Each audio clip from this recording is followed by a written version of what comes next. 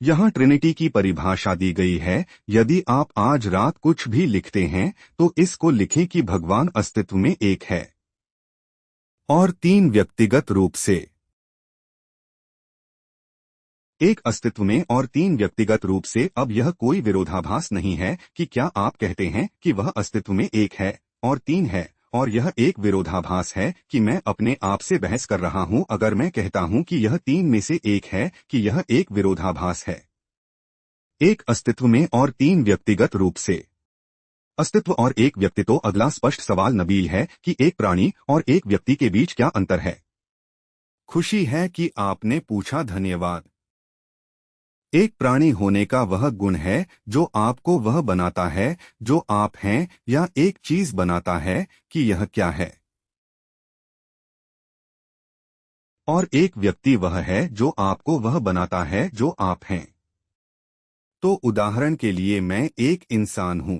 अगर आप भ्रमित थे कि मैं एक इंसान हूं, मैं जो हूं वह इंसान नहीं है। जो मैं हूं वह नबील कुरैशी है।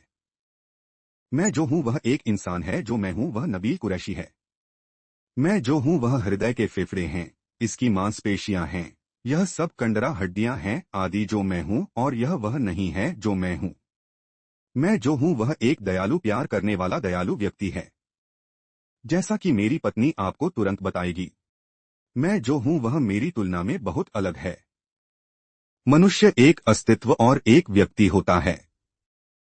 यही वह है जो मनुष्य एक व्यक्ति है। परमेश्वर अलग है, परमेश्वर एक है, परमेश्वर एक है। यहोवा वही है जिसे हम परमेश्वर कहते हैं, लेकिन वह तीन व्यक्ति, पिता, पुत्र और आत्मा है।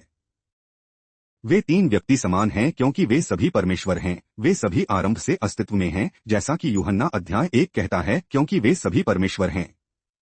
तो फिर सवाल उठता है, जबकि यीशु कैसे कह सकता है कि पिता मुझसे बड़ा है अगर वे सभी भगवान हैं? और जवाब वास्तव में काफी सरल है। मान लें कि मैं संयुक्त राज्य अमेरिका के राष्ट्रपति को इंगित करता हूं। मैं बहुत सटीक रूप से कह सकता हूं कि ओबामा मुझसे बड़ा है, क्योंकि जब वह कहीं जाता है तो वह उस पोसे के साथ रोल करता है जो उसे मिला है। वह दुनिया का सबसे शक्तिशाली आदमी है। जब वह छींकता है तो समाचार सम्मेलन होते हैं। मेरा मतलब है कि वह मुझसे बड़ा है। लेकिन क्या वह मुझसे ज्यादा इंसान है? नहीं, वह भूमिका के मामले में मुझसे बड़ा है, लेकिन सार के मामले में वह मुझसे बड़ा नहीं है। उसी तरह भूमिका के मामले में पिता पुत्र से बड़ा है।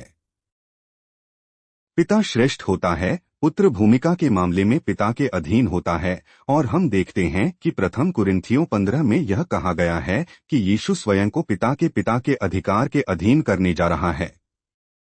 भूमिका के मामले में श्रेष्ठ, लेकिन क्या वह यीशु की तुलना में अधिक परमेश्वर है? इसलिए नहीं है, क्योंकि वे दोनों परमेश्वर हैं। केवल एक ही परमेश्वर है और वे सार में पिता, पुत्र और आत्मा के बराबर हैं।